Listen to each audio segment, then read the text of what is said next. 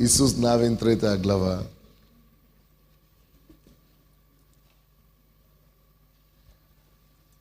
С 1 по 6 стихи. О, Божье Слово, живое Слово, Ты живое Слово. Оживи нас сегодня. Стань живым для каждого слушающего Тебя сегодня. Говори сам, четко и явно нам, чтобы Твои благословения стали нашими. Во имя Иисуса Христа. И стал Иисус рано поутру, и двинулись они от Ситима, и пришли к Иордану, он и все сыны Израилевы, и почивали там еще не переходя его.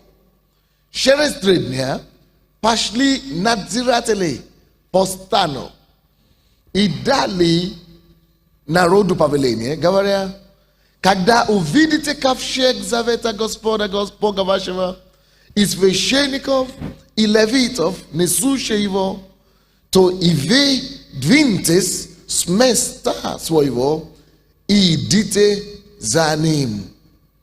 Впрочем, расстояние между вами и им должно быть до 2000 локтей мерой. Не подходите к нему близко, чтобы знать вам путь, по которому идти, ибо вы не ходили сим путем ни вчера, ни 3-го дня. Братья и сестры, если вы действительно поймете это откровение, которое Бог дает нам на этой неделе, я не побоюсь сказать, это станет вашей единственной проповедью. Вы будете всю жизнь только это проповедовать, и вы его не закончите. Всю жизнь. Вы будете получать кайф от этого. Вы будете, потому что если вам удастся это передать вашим людям, вашей домашней группе, или вашей церкви, или там, где вы находитесь, если вам удастся передать, то все они поймут общую картину Библии и Бога. Потому что без этих учений никто из нас не поймет, почему мы здесь, на земле вообще.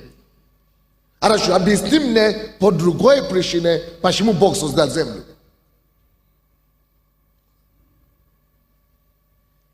Почему вообще все это? Вообще? Зачем он все это затеял? Все это связано с тем, о чем мы говорим. И я это начал на годовщине. Как я назвал эту проповедь? Вы не помните? Мою первую проповедь на годовщине. Причина, или разумение причины создания земли. Причина создания земли. Но это было настолько мало, потому что одно служение ты не раскроешь. Поэтому я все это делал на это. Бог мне просто говорил. Ты думаешь, ты пребываешь в самом обмане. Это когда я в Закарпатье был. Я отдыхал и молился об этой конференции. Я думал, какая тема? Я это получил опять другую тему Бога.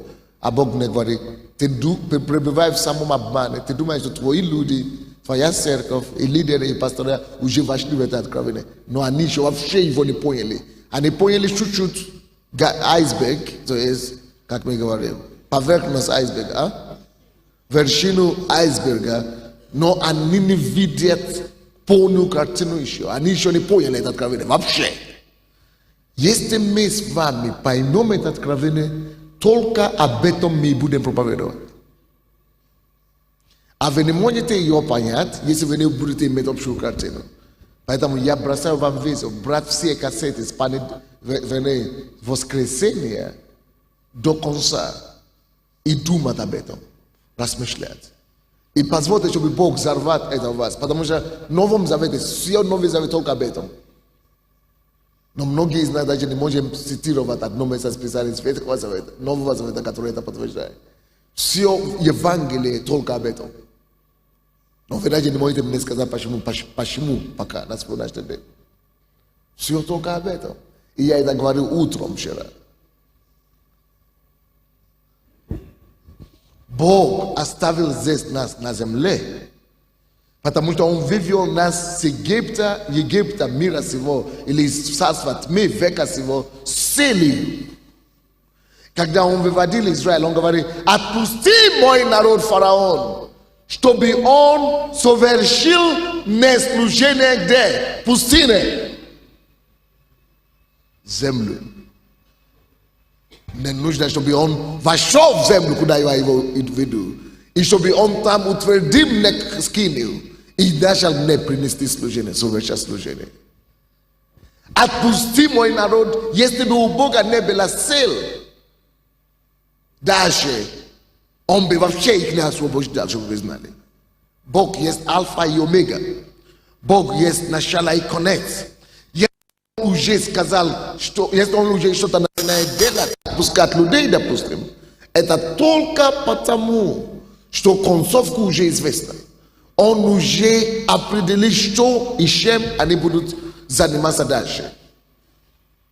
Он теперь бы не решил спасти вообще, вытащить из мира, если бы он еще не видел концовку. Однако не все, кто вышел из Египта, дошли куда? До земли обетованной. И то же самое повторяется сегодня. Миллионы христиан спасены, избавлены от Египта, но 90% остаются пустыми. Заканчивают жизнь братьями. 90% христианства на сегодняшний день не доходят вообще, даже не в курсе, что у них есть земля обетованная, тем более завоевать эту землю обетованную. Не в курсе, они умирают в пустыне. Надеюсь, что ты и твоя церковь не умрет в пустыне. Я говорю, надеюсь, что ты и твоя церковь не умрет братами. Для этого вам надо понять, кто ты. Для чего ты здесь. Чему Бог тебя ведет. И я хочу ободрить вас, эти кассеты слушать еще 1000 раз, если хотите. Я проповедую сегодня 4 стиха особенно. Давайте прочтем это 4 стих вместе. Просим, расстояние между вами и им должно быть 2000 локтей мерою. Не подходите к нему близко, чтобы знать вам путь, по которому идти. Ибо вы не ходили сим путем ни вчера, ни третьего дня. Давайте мы все скажем последнюю фразу. Начнем с этого. Чтобы. 1, 2, 3. Чтобы знать вам путь, по которому идти, ибо вы не ходили сим путем ни вчера, ни третьего дня.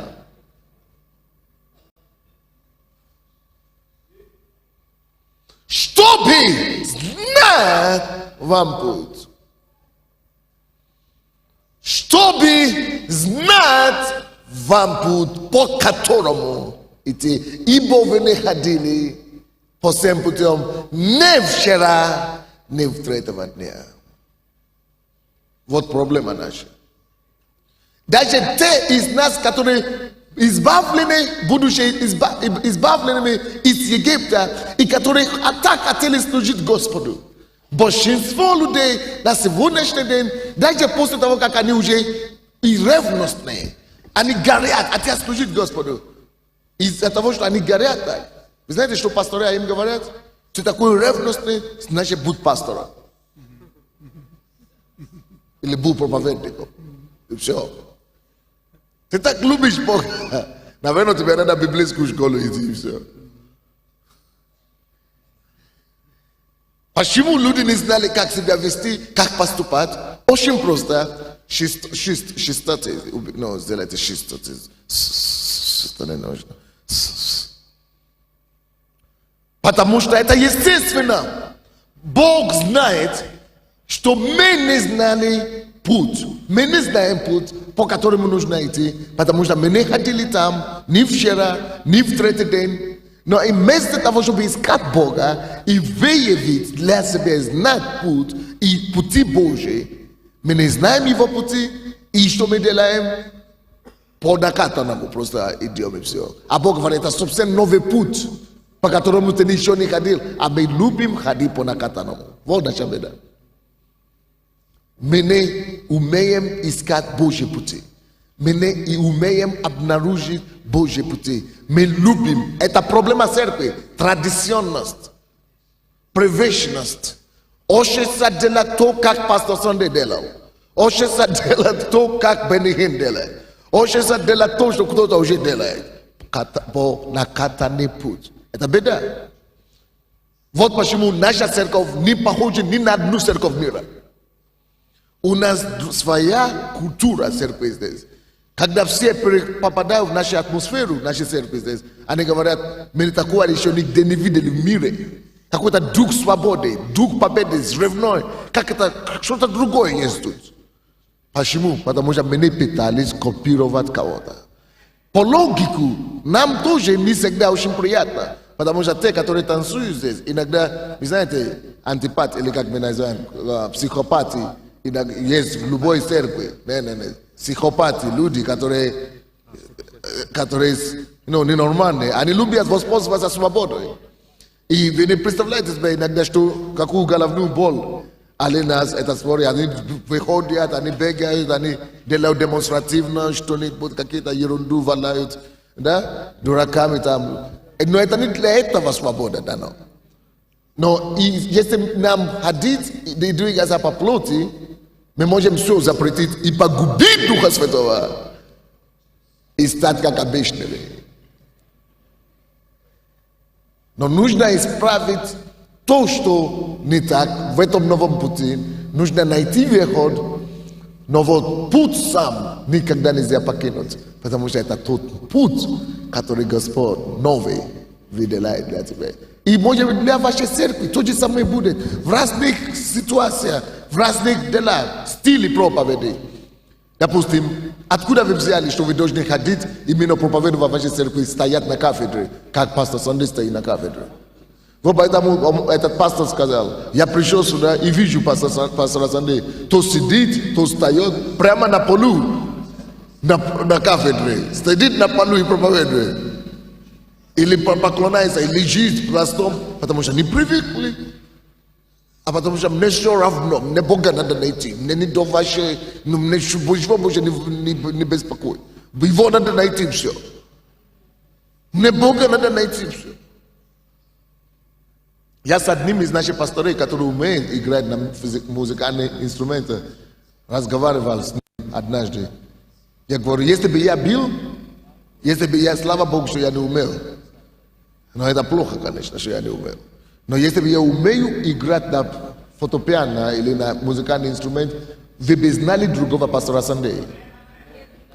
Это не такого пастора Сандея, который вы сейчас видите, вы бы знали. Почему? Потому что я бы воспользовался все, что он в меня вложил, чтобы разыскивать его и познать его. Допустим, я бы никогда не ходил здесь проповедуя. Я бы проповедовал только сидя за моим фортепиано. При неумолкающий звук хвалы моему Господу. Но то, что имеем, то мы имеем. Да? Но некоторые люди имеют эту возможность, но потому что не видел. А как я буду так? Никто же так не делает. Подумал, что я. Из-за этого ты не мог вырваться. Из-за этого ты имеешь тот же такой же результат, как у пастора Сандей, как у других пастора. Ты не можешь быть супер. Ты не можешь быть незаурядным. Ты не можешь быть сверх их. Ты не можешь иметь вещи, потому что если ты делаешь то, что ты уже видел где-то, ты не можешь никак произойти этого результата уже никогда. Ты сможешь произойти только когда ты начнешь делать что-то оригинальное, что ты еще не видел, ни у кого. Тогда Бог тебя благословляет этот новый путь и приводит тебя к такому концовку, где никто еще не пришел. Такому выводу, который никто еще не пришел. Такой результат тогда будешь иметь, как никто не имел. Кто-нибудь понимает меня сегодня? Это как Юрий Иванович. Он начал какую-то молитву здесь, которую мы назвали, как его он назвал, воинство или как он назвал? Молитвы брани, да. Он начал молиться за пастора и делал молитвы брани. Некоторые люди подумали, что это продлится 2 месяца и все. Но вместо 2 месяцев это расширяется и расширяется. И Юрий Иванович сейчас имеет свою студию, начиная с этого.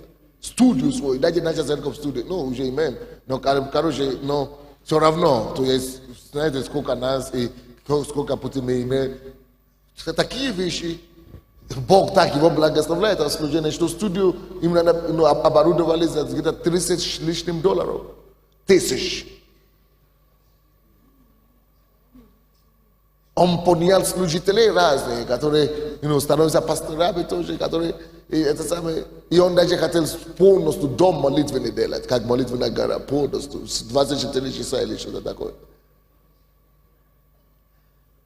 Потому что он делал то, что он нигде не видел, ни победы не видел, ни здесь не видел, нигде не видел. Просто ему пришло, конечно, мне пришлось ему, короче, надо поправлять, поэтому мы есть там.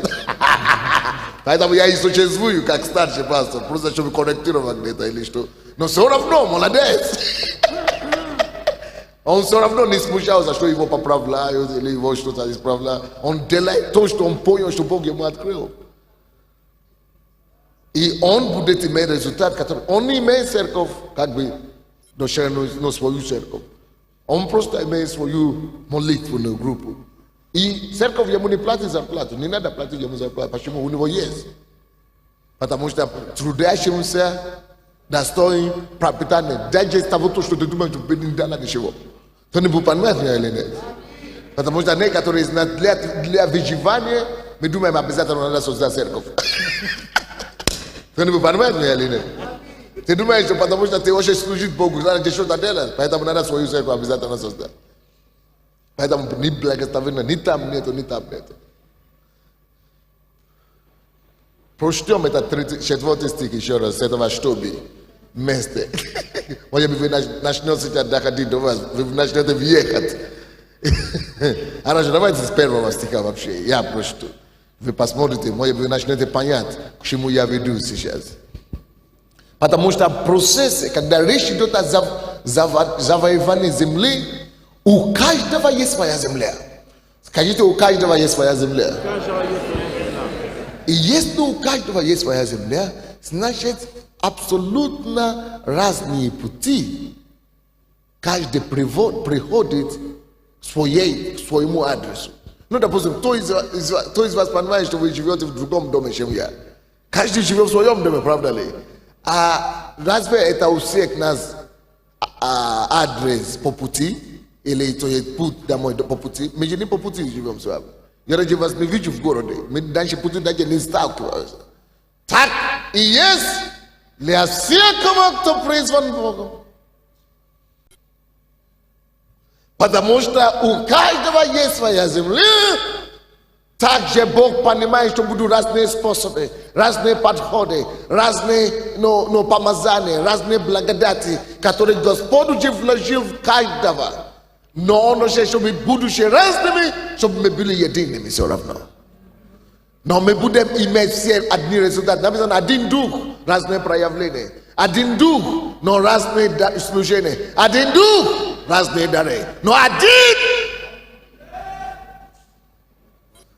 одна церковь. Даже в нашей церкви это уже есть.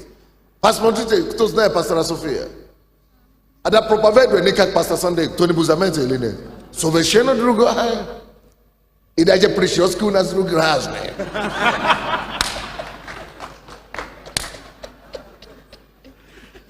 Потому что некоторые думают, что все должны быть как старший пастор, обязательно.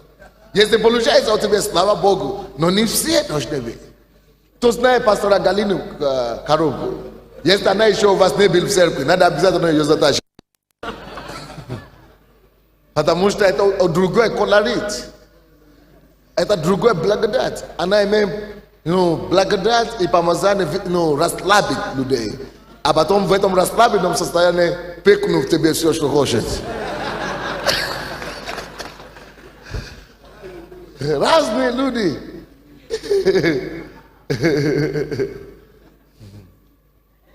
О чем речь идет? То есть то же самое, как личность разные, так же и служения разные. Написано, один дух, но разные служения. А слово служение можно его подразумевать как разный удел, разный участок, разные земля. И если земля разная, то пути достижения и завоевания этой земли, и способы проявления и обрабатывания этой земли могут быть также разными. Не бойся делать то, что Бог тебе говорит, даже если пастор Сонде это не понимает. Но боязнь наша в чем заключается? Потому что множество наших все пасторы, мы привыкли к тому, что нам старший пастор обязательно скажет нельзя. Вот это нельзя, вот это нельзя, вот это нельзя, но это нельзя, это нельзя. Вот это проблема. Привычно, религиозно. Мы привыкли по накатаному. Alright? Как кукла марионетки мне говорят. Но если Бог уже благословил нас, допустим, в этой церкви, в нашей церкви, все знают, пастора знают, и теперь, слава Богу, уже до лидеров доходит, что ничего не запрещено, кроме греха. В этой церкви абсолютно ничего не запрещено. Молись как хочешь, танцуй как хочешь, прыгай как хочешь. Потому что только в атмосфере абсолютной свободы Бог и благодати и Дух Божий может действовать. Вы заметили, что при условии закона Бог заявляет нам в Новом Завете, что к свободе призвал нас Господь. Но к чему призвал нас Господь? Не слышу. Но я не могу это понять до сих пор. Почему не к Христу призвал нас Господь, но к свободе? Не к благодати призвал нас Господь, к свободе. Не к закону призвал нас Господь, к свободе. Не к порядку призвал нас Господь, к свободе. Не к почтению или как это, благоговению призвал нас Господь, к свободе. Что же есть в этом деле свобода? Alright? Что там есть? Потому что ибо там, где Дух. Кто-нибудь слышит меня? Я говорю, ибо там, где Дух. Потому что без этой штуки, которую мы называем свободой, нету Духа. Вот почему это объясняет причину, почему самые быстро развитые церковь в мире это харизматические церкви. Самые быстро растущие церковь в мире, быстрее, чем все остальные церкви вместе взятые. Поэтому, когда один из атмосфер, то, что мы держим ценно в нашей церкви, это атмосфера свободы. Он даже не сказал, дисциплина призвала нас, но нет, свободы. Потому что, когда мы с вами попадем на небо, не будет ограничений. Ни в чем. Даже закон притяжения и движения, и то исчезает. До такой степени. До такой степени. Кто-нибудь слышит меня сегодня? Аминь. Но из-за того, что... Почему ограничения? Потому что дух религии, дух традиционности, то, что мы привыкли, накатанный путь. Мы привыкли ходить по накатанному. А Бог говорит, путь, который... Если ты хочешь перейти твой Иордан. Что такое перейти Иордан? Это значит начинать обладать землей. Никто не может свой Иордан перейти. Никто не может начинать обладать его личную землю.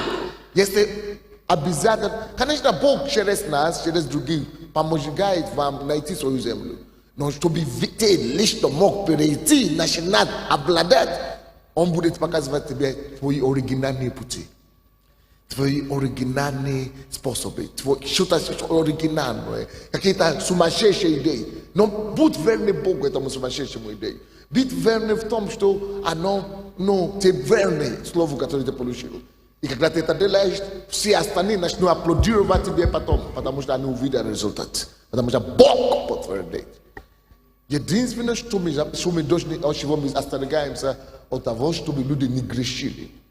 Чтобы они имели страх Господень. И чтобы они любили Бога и служили, повиновались Его заповедям. Потому что заповедь – это наше благословение и дар от Бога для укрепления нашего. Вы понимаете меня, не? С первого стиха еще раз прочту до 4, чтобы вы теперь уже поняли, о чем мы будем говорить сегодня. Поэтому я проповедую сегодня на теме: научитесь ходить по неизвестным путям. Как я его назвал? Научитесь. Приучите себя, можно даже сказать. Приучите себя к тому. Потому что многие из нас абсолютно не любим. Даже, я бы сказал, ненавидим ходить по неизвестным путям. Мы теряемся. Нам лучше, чтобы СК Компартия нам сказал, куда идти. Тогда мы пойдем дружно. Ты не понял, да? Тебе же больше 30 лет. Значит, ты это дело попробовал. Пробовал. Мы все прошли с этого дела. Мы все знаем эту систему.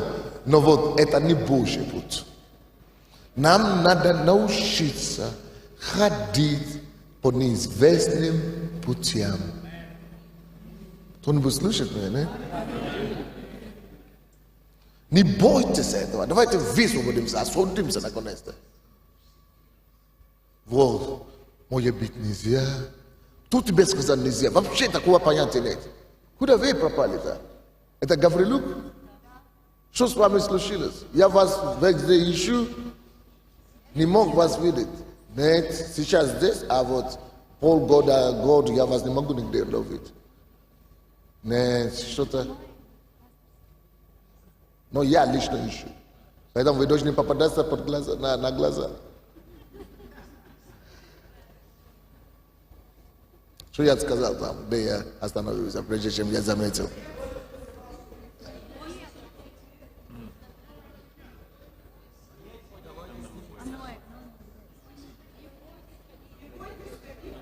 Но это понятно, что по новым путям, но фраза, вы не помните фразу?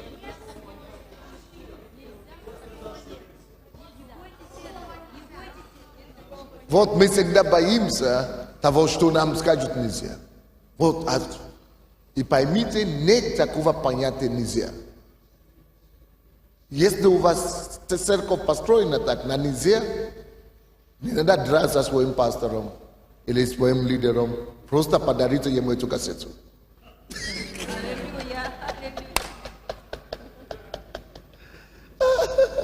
Может быть, дойдет.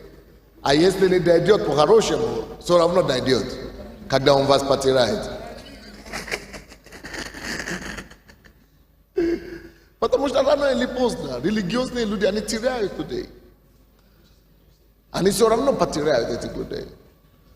Но, братья и сестры, это я не проповедую, вы заметили, я это не проповедую в церкви, я это не проповедую всем, я это проповедую пасторам, это пасторская конференция. Почему пасторам?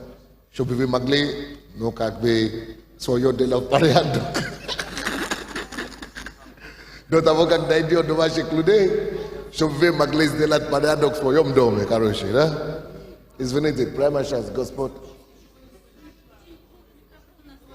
А почему вы так долго молчали-то? Вот нельзя ваши довело вас до этого. Надо было меня уже перебить давно. Как вы могли такое терпеть? Как вы могли такое терпеть, что вы это самое терпели? Это сюда идет. Надо, чтобы туда шло. Но не надо только, она же была услышана с самого начала. Это просто что-то надо знать. А и вчера тоже не была слышна, да?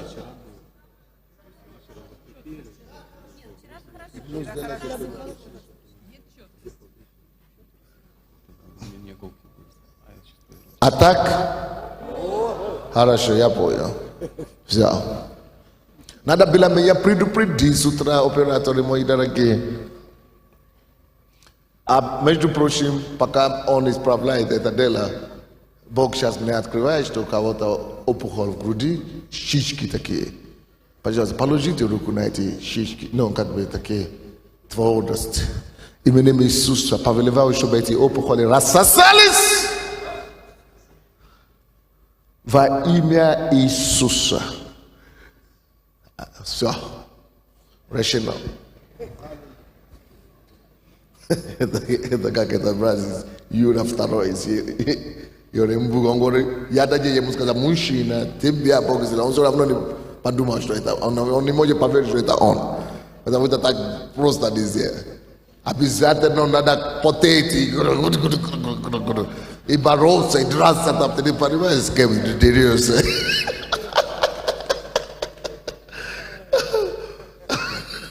Промучиться, хороший, прежде чем, может быть, получится сейчас.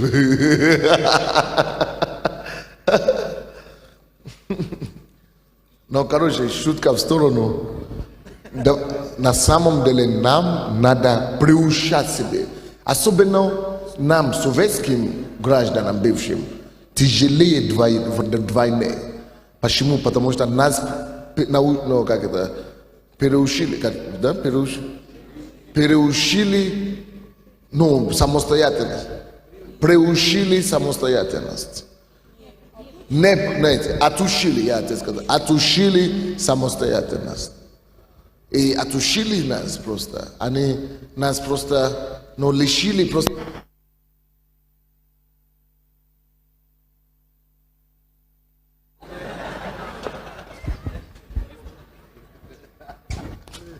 Но дьявол меня достает.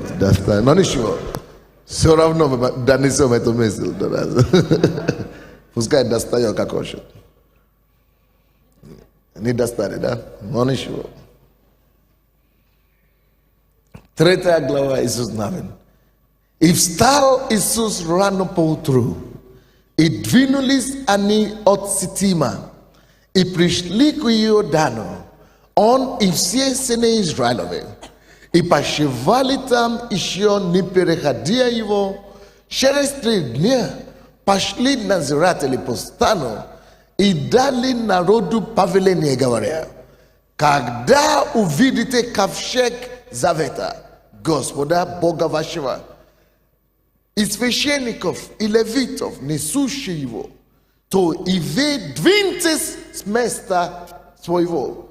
Это самое интересное для меня и самое удивительное. Он тут говорит им двинуться.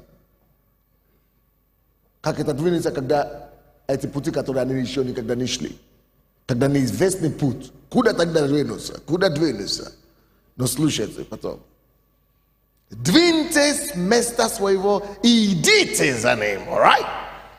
Впрочем, расстояние между вами и им, как это идти за ним, когда расстояние такое, должно быть до 2000 локтей мерой.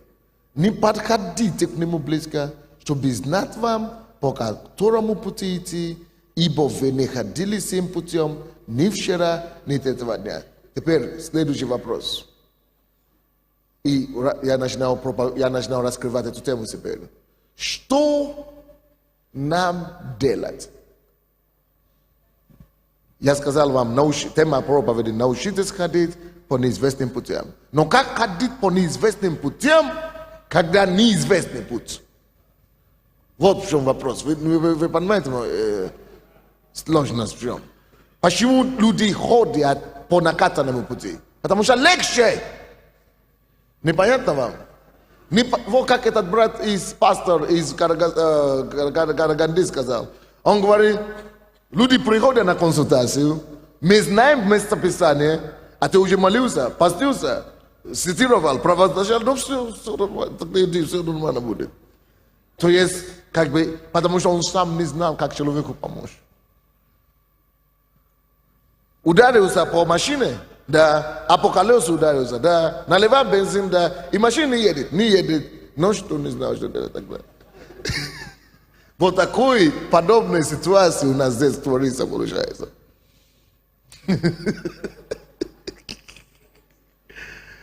Потому что действительно сложновато. Это сложно. Почему мы ходим по накатанным путям? Мы не ищем даже лица Бога больше. Зачем его искать? Я же знал, как тот делал. Я же знал, как я по телевизору видел. Мы просто, по накатанному, потому что действительно мы часто попадаемся в положение неизвестности. Мы часто попадаем, мы обнаруживаем себя в неизвестных местах, неизвестных путях. И потому что мы не знаем, как дальше идти, что мы делаем, мы просто идем второй дорогой и все. А старые пути, что я хочу, чтобы вы знали, должна быть нормой для вас. Привыкните к этому и научите, приучивайте себя ходить по старым путям. По новым путям. Новые пути должны быть привычные для. Потому что если вы хотите обладать землей, вам надо научиться ходить новыми путями. Нету ни одного человека, который сможет делать что-то, обладать какую-то новую территорию или свою землю, а твоя земля – это новая территория. Ты не сможешь обладать никакую землю, если ты не пойдешь новыми путями. Потому что путь к тому, чтобы завладать свою землю, никто этим еще не шел. Это новая территория. И я бы сказал, одна из, наверное, причин, почему Бог меня, наверное, использует здесь. Потому что в свое время он мне не позволил быть в библейской школе. Он меня учил, пустыне. Он меня оторвал от своей страны, как там делается церковь в Африке. Я никогда в своей жизни не был в одной церкви. И поэтому и Бог мне сказал, не ходи в библейскую школу. Потому что есть то, что я хочу делать. Когда я хочу делать что-то новое, я не хочу, чтобы кто-то его, мешал. Или чтобы кто-то, слово есть, которое я искал. Но не важно. То есть я хочу вести по другому пути. И я не хочу, чтобы кто-то завел заблуждение с этого пути. Но, конечно, есть некоторые из нас, которые повезло, что мы находимся под лидерами, которые свободны. И поэтому Бог нас приводит к людям. Он говорит, есть способы другие, как Бог воспитывает людей. Иногда через людей, но людей, которые имеют такое большое сердце, что они могут вам позволить экспериментировать, позволить ходить новыми путями, и вас не будут запрещать, и вас не будут сказать, нельзя ходить этим путем. Или находиться в такие церкви, где вам позволят состояться. Вы понимаете, о чем я говорю? Что делать, когда ты не знаешь, ты начинаешь завоевать свою землю, новую территорию идти, и ты попадаешь в такие моменты неизвестности. А моменты неизвестности будут кушать. По строительству этой церкви, твоей церкви или в любом служении, ты будешь постоянно попадать в такие ситуации неизвестности. Но когда ты просто не знаешь, что делать, и хочу вам сказать, что эти моменты неизвестности, это хорошо для тебя. Бог хочет, чтобы ты попадал в эти ситуации. А многие из нас, мы даже не хотим искать Бога, чтобы найти путь. Мы хотим сразу кому-то позвонить, или сразу куда-то идти, и слушать, как кто-то скажет нам, и мы сделаем так, как он скажет. Или просто смотрим, как кто-то делает, и мы делаем то же самое. Это неплохо, надо посчитать старшего, надо посоветоваться, но не надо опять его спросить только. Надо спросить, что он слышит от Бога. Но прежде всего, надо, чтобы ты слышал от Бога и получить только подтверждение. Вы поняли меня, да? То есть моменты неизвестности в осуществлении призвания куча будет, много будет по жизни. Будет много моментов неизвестности. Что делать в это время? Об этом я еще проповедовал. Что делать, когда ты попадаешь в состояние или моменты неизвестности? Во-первых, первый пункт. Ищите новые пути. Ищите новые пути. Потому что Бог говорит, все равно, если ты хочешь перейти через этот Иордан, в землю, которую ты хочешь идти, этот путь все равно, по этому пути ты еще не ходил. Четвертый стих. Ты еще все равно не ходил. И ты должен это знать, что надо искать новые пути. И ничего страшного в этом нет. Что Бог тебе даст новое откровение, что Бог тебя поведет новым путем. ожидай это, ищи это, ищи этого. И в этом Бог обнаружит в тебе преимущество, это имеет свое преимущество. В чем? Бог поднимет изнутри тебя дар инициативности. А инициативность для служителя это одно из самых важных качеств. Чтобы ты мог придумывать разные выходы. Инициатив, чтобы ты мог сам, чтобы ты мог с Божьей помощью искать, молиться и размышлял. И новые идеи. Умение фабриковать новые идеи это одно из самых важных качеств, которые ты можешь иметь. Потому что это о чем говорится? Это говорится о том, что ты действительно находишь новые пути. А твою землю ты можешь туда добраться только через новые пути.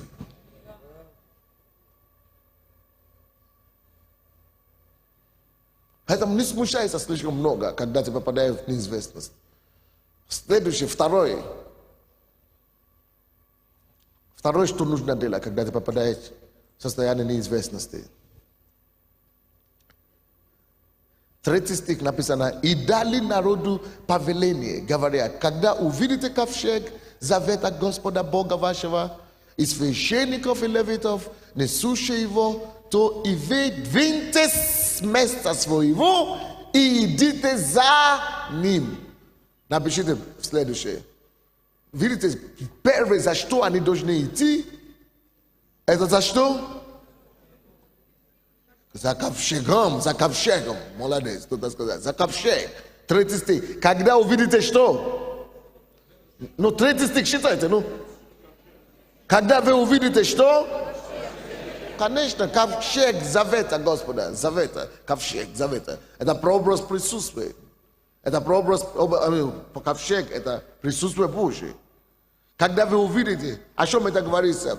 Когда мы находимся на пути неизвестном, или когда мы не знаем, что делать, надо искать присутствие. Присутствие Духа Святого.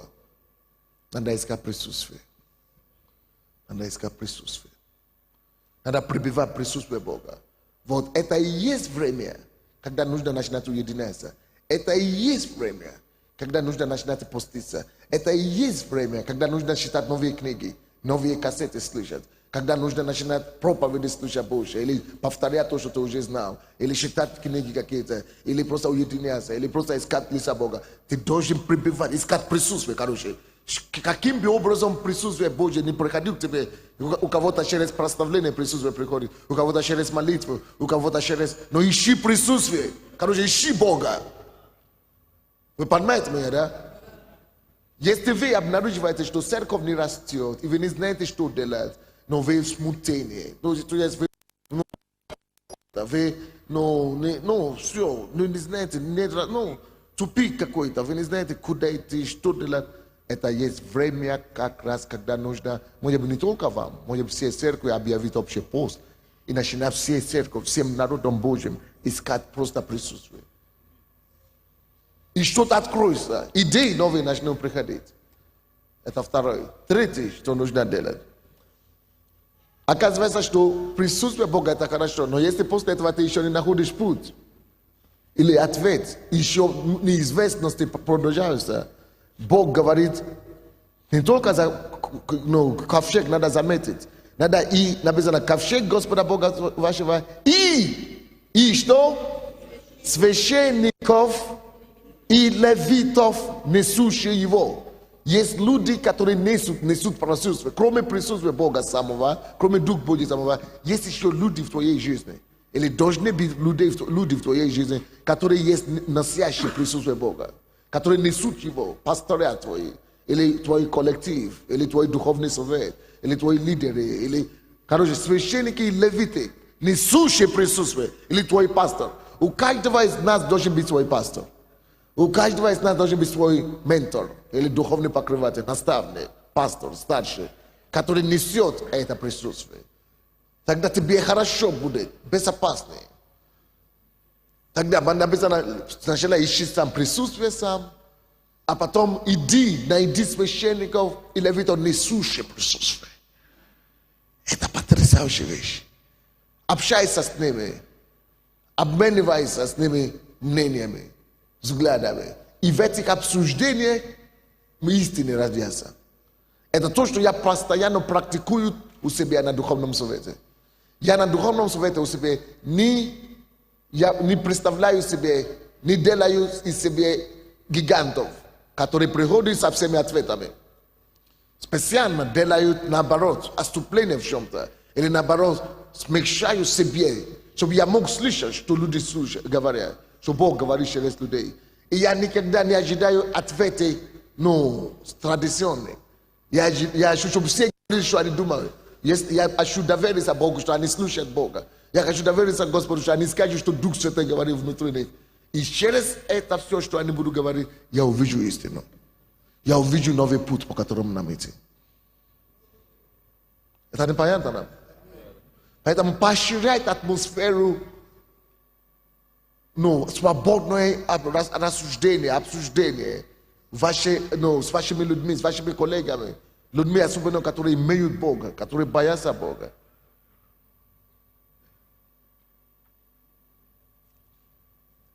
Четвертый стих. Впрочем, извините, у кого-то тоже кто-то страдает, уже третий раз Бог мне говорит, я никак не дохожу. Кто-то страдает тоже, у кого-то камни, где-то у вас камни, либо почка, или где-то, мы слышали, как Бог исцелил кого-то от камней. Положите руку на себя, именем Иисуса, мы разрушаем всякие камни или песок, которые мучают любого человека, присутствующего здесь. Мы повелеваем рассосаться этим камням и пескам именем Иисуса Христа. Будьте исцелены прямо сейчас. Аминь. Третий, аминь, или четвертый уже? Четвертый, да? Четвертый стих написано, расстояние между вами и им должно быть до 2000 локтей мерой. Не подходите, к нему близко. То есть, к этим ковчегам и левитам и так далее. Чтобы знать вам путь, по которому идти. О чем здесь речь идет, друзья? Речь идет о том, что не побеги впереди паровоза. Не побежай, как мы говорим. Не беги впереди паровоза. Не беги впереди паровоза. Не опереди людей, вещи, которые зачем ты должен идти. Ты должен следовать за присутствием. Ты должен идти за помазанниками. Ты должен субординация соблюдай. И первая субординация – это Дух Божий, это Дух Святой, это присутствие Бога. Ищи лицо Бога. Не просто сам говори, я так. Не принимай решение, не искав лицо Бога. Не принимай решение просто сам по себе. Сначала постави Бога на первом месте. Его лицо, Его присутствие. Ищи ковчег. Сначала ковчег, а потом священники и левиты. А впереди этих людей не беги. Не беги впереди паровоза. Это много шкоду ты сможешь себе срабить и заработать.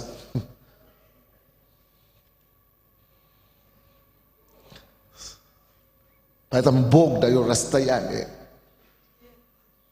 Субординации сохрани. Уважай людей, которые в твоей жизни. Не думай, что они все только глупые, и все ничего не понимают. Советуйся. Приведи твои мнения к ним. И даже если Бог тебе сказал, согласись с ними. Если они не понимают, и если они мудрые лидеры, они тебе скажут, но все равно иди используй, иди пробуй, иди сделай. Он может сказать, допустим, как я говорю, я это не вижу, я это не понимаю, но я тебя никогда не остановлю это делать. Если ты веришь, что Бог это тебе сказал, иди сделай. Now, я знаю, что то, что я сейчас сказал, это мое мнение, оно очень сильно расходится с мнением даже некоторыми нашими пасторами на духовном совете. Они некоторые считают, что нужно конкретно человеку сказать, если я считаю, что ni должны так делать, я должен так и сказать, нельзя. А я вижу Бога, что Он не такой. Бог никогда не запрещает человека. Даже Он Бог. Я говорю, Боже мой, если бы я был Богом, я бы все уже запрещал. А Он Бог, Он вообще никому не запрещает. Он просто говорит, как Он думает, и все. И я тоже стараюсь быть как Он. Легче, конечно, все перегрубить и поставить шламбан, или как мы говорим. Шлагбаун и говорит, что все, нельзя, и ничего не сделает. Но лучше все равно поступить как Бог. Если ты мудрый лидер, ты будешь уважать волю даже твоих подопечных. Ты будешь уважать свободную волю каждого человека, даже если он твой ребенок. Поэтому даже если ты приходишь с лидером, поэтому ты как подчиненный или как это самое, ты все равно соглашаешься, советуешься с людьми. То есть ты для себя, для твоей защиты же советуешься, не беги перед ковчегом или мужьями Божьими. Принеси то, что у тебя есть, Бог тебя открыл, пусть тебя благословят. Но если тебе скажут, что мы не видим это, проверь еще раз. Откуда ты это принял? Если ты обнаружишь, что ты это принял от Бога, тогда иди делай смело. И пускай результат докажет тебе и ему, что Бог тебе сказал. И если он тоже мудрый лидер, он возьмет свое слово обратно. Он скажет, прошу прощения, или извини, или действительно я это не видел, но теперь я вижу. Аминь. А если ты наоборот, сказал, что Бог сказал, пошел сделал, и ничего не получилось, не будь дураком. Приди обратно и покайся. Потому что гордость иногда мешает тоже. Мы не можем прийти. Следующее. 5 стих. 5 пункт, да? И сказал Иисус народу, осветитесь, ибо завтра сотворит Господь среди вас чудеса. Если ты находишься в месте неизвестности, ты не знаешь, что делать, и это постоянно у вас будет это, если вы хотите завоевать свою землю. Это бизнес, вы хотите завоевать, это какие-то еще. У вас будут эти неизвестности. Что делать? Когда ты молишься, нет ответа. Ты чувствуешь, что все равно нет. Я не знаю, что делать все равно. Каждый раз, когда вы ищете новые пути, когда вы находитесь в моменте неизвестности, очень важно, что одно из первых вещей, которые нужно начинать вам делать, это исследовать себя и осветить себя. Но быть уверен, даже прежде чем пойти в присутствие Божие, даже прежде чем пойти к мужу Божьему, надо сразу начинать с этого. Если какой-то, потому что написано, если у меня грех в моем сердце, он не услышит меня. Если у меня беззаконие в сердце моем, Бог не услышит меня. То это единственное, что может. Исайя 59 глава 1 стих написано, что рука Господня не узократила, чтобы спасать, и его ухо не отожелила, чтобы слышать. То есть мы должны выяснить для себя сразу, нахожусь ли я в каком-то бунте или непослушании, или есть ли какой-то грех в моей личной жизни, или есть ли какие-то вещи, которые я еще не раскаялся, которые я еще не освободился. Осветитесь! И если вы осветитесь, у вас будет чудо. Ибо завтра будет у вас чудеса. Надо осветиться.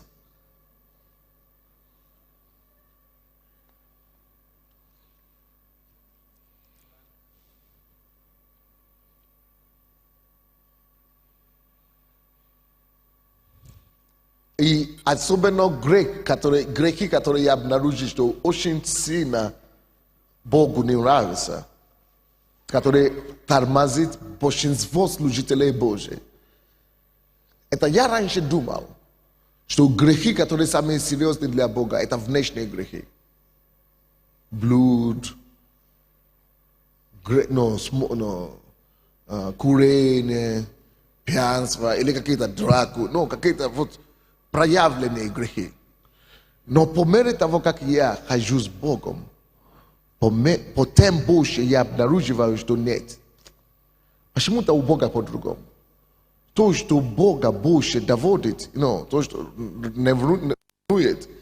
nerwuje i wywodit Boga z siebie, это другие грехи.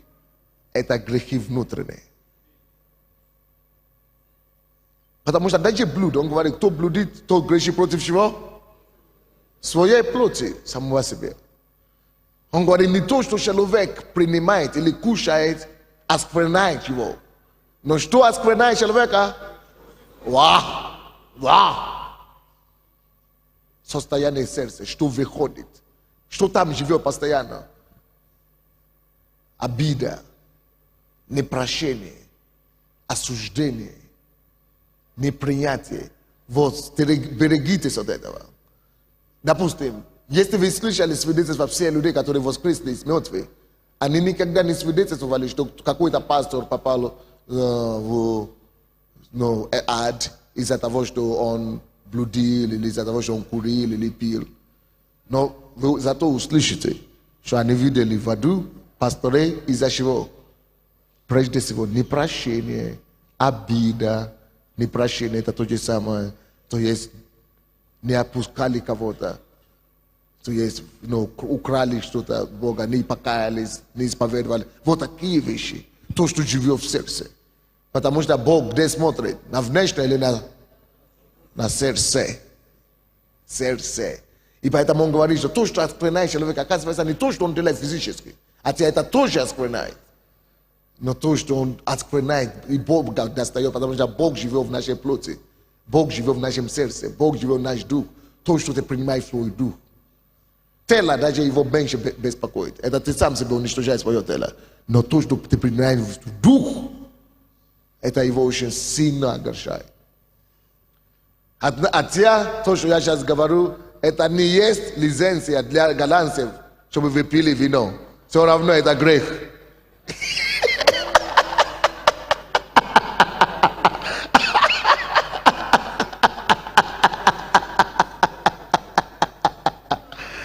Все равно не надо пить. Вы бросите все бутылки из вашего дома, чтобы полностью представить себе чистую сосуду для Божьего употребления. Кто-то сказал, пастор достал наших гостей. Ну что поделаешь? Поэтому они и приехали. Я забыл, что это девушка.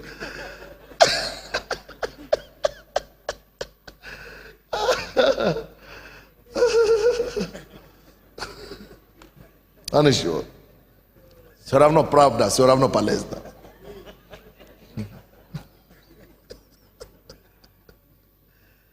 Короче, 6-й пункт.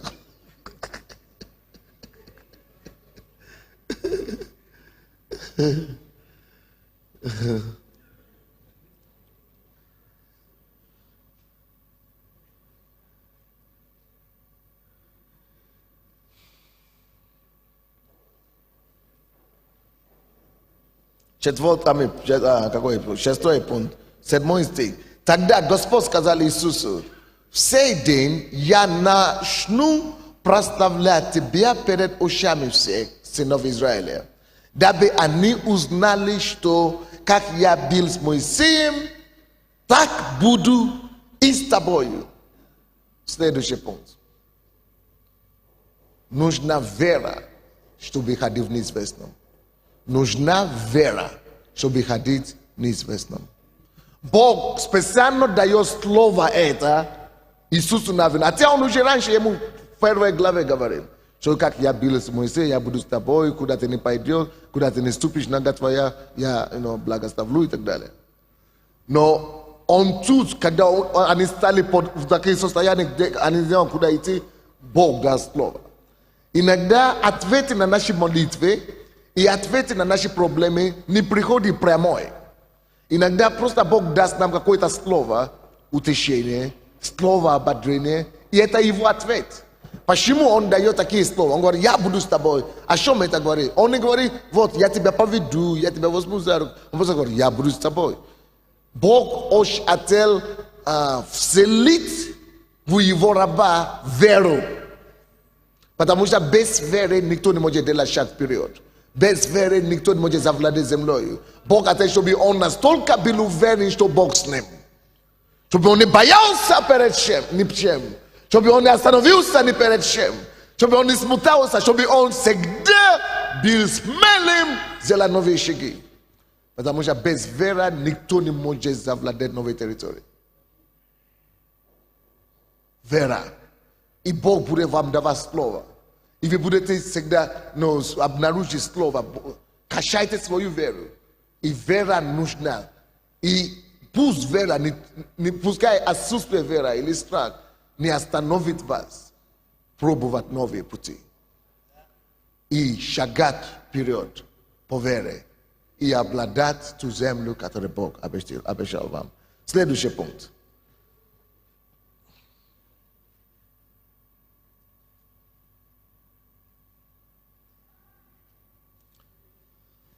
Восьмой и 9 стихи. 8 и 9 стихи. А ты дай повеление. Скажите все повеление. Скажите все повеление. Дай повеление священникам. Видите, а те священники носили ковчег, но это еще не значит все, что они будут делать. Или куда бы они не пошли, это будет правильно. Нужно специальное и конкретное слово откровения. Если вы хотите завладеть землей, если вы желаете, состояться в жизни, постоянно ждите Бога. Или ждите от Бога конкретные инструкции, слово откровения. Конкретные инструкции, слово откровения. Конкретные слова повеления, конкретные инструкции. А ты дай повеление священникам, несущим ковчег завета, и скажи, так только войдите, или войдете в воду Иордана, остановитесь в Иордане. Как только вы войдете в воду Иордана, остановитесь в Иордане. Это конкретно уже инструкции. Они искали пути.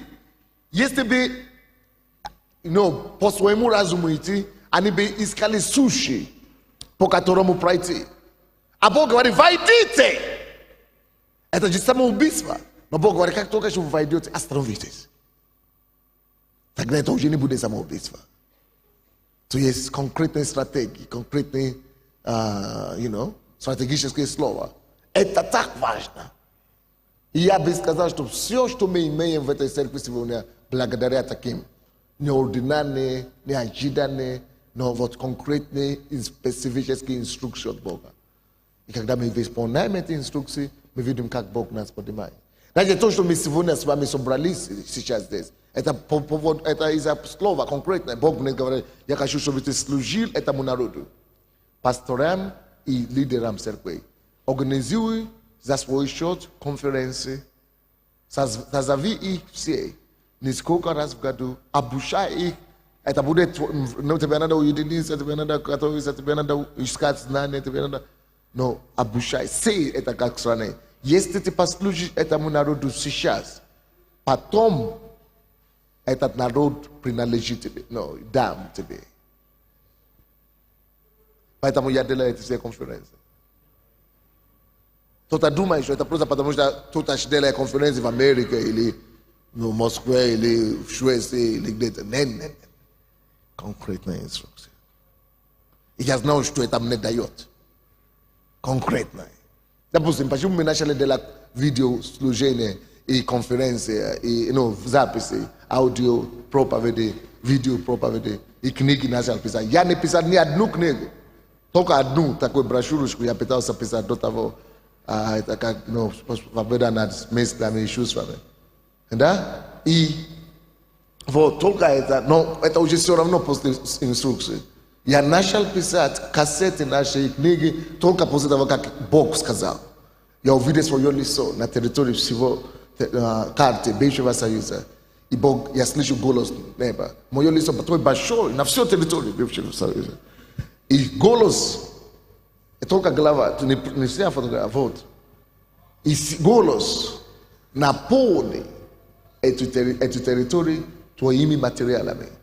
Книги, а у меня не было их. áudio, vídeo, na pole. Sio, prosta slisha concrete na sina svesha. Eta sio shona na pela. Ikapaita na sivuna shteden boshe miliona na sheknik ik audio gulait. Ujeras prodane. Eta boshe shem knigi benihina keneta hegina keneta koplan audipse is that as vagavara same pokupaime produksi na ruskom jezike eta vashi knigi I vashi kasete ikale. Same pokupaime na ruskom jezike. Hatia zerku zapresha ni prada yusro iserkuya eta jeni maya problemy. Puskaj zapresha no Bog się swoją słowa wyspa podil. Kakim ta ubrozo manigulia o sora da chode da zerku. Ele do shleno watia.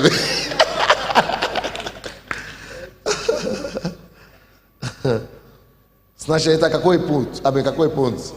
Седьмой. Теперь восьмой пункт.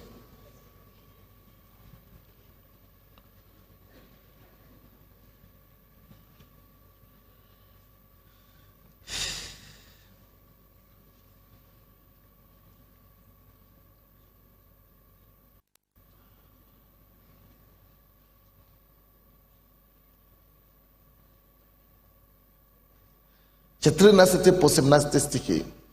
Итак, когда народ двинулся от своих шатров, чтобы переходить Иордан, и священники понесли ковчег завета перед народом, то лишь только несущие ковчег вошли в Иордан, и ноги священников, несущие ковчег, погрузились в воду Иордана. Иордан же выступает из всех берегов своих во все дни жатвы пшеницы. Вода, текущая сверху, остановилась и стала стеною на весьма большое расстояние. Видите, благодаря тому, что они остановились, они послушали инструкцию. Если бы они шли раньше, они бы потопились, они бы утопились. Но потому что они послушали инструкцию, остановились только что они вошли, тогда их остановка сделала эту рекою стеной. С двух сторон. Важно тебе быть щепетильным даже послушание Богу. Особенно в выполнении специфических инструкций. И народ, в 16 вода, текущая сверху, остановилась и стала стеною на весьма большое расстояние до города Адама, который подле Сатана, а текущая в море равнины. Море солоное ушла и иссекла. И народ переходил против Иерихона. Священники же, несшие ковчег завета Господня, стояли на суше среди Иордана твердой ногой. Все сыны Израилевы переходили по суше, доколе весь народ не перешел через Иордан. Последний пункт, который я вам даю, это 9, да, или 8 пункт. Это последний пункт. Тут мы увидели огромное чудо. Народ перешел. Бог нас это учит сегодня, чтобы мы ожидали чудо. Нет завладения земли без чудес. Это только с помощью Божьего вмешательства, Божьих чудес мы можем завладеть нашей землей. То, что здесь произошло, что река, то есть Иордан, стала страной, это буквально, даже в сказке не вообразимые масштабы чудеса. Вот, чтобы нам завладеть свою землю, необходимо, невообразимые наши масштабы такие чудес, которые нашими головами не влезут. Без чудес ты не завоюешь Киев. Или Украину, или Москву, или Россию. Без чудес Божьих, явное сверхъестественное вмешательство, никто из нас ничего, ни свою землю не возьмет, политику не возьмет, бизнес не возьмет. Нам надо ожидать чудеса. Нам надо рассчитываться на чудеса. Нам надо верить, что Бог наш есть Бог чудеса. И знать, что Бог, если ты это чудо сделал для Израиля, ты сделал чудо, чтобы они наследовали свои земли. Я жду потрясающие чудеса у тебя. Посети меня, я жду. Он хочет, чтобы мы верили в чудеса, поэтому он запечатал эти чудеса в Библии. Чтобы мы поверили и потребовали их верой от него. i me budem vidi shuda Bože, ni adno ni drugoj.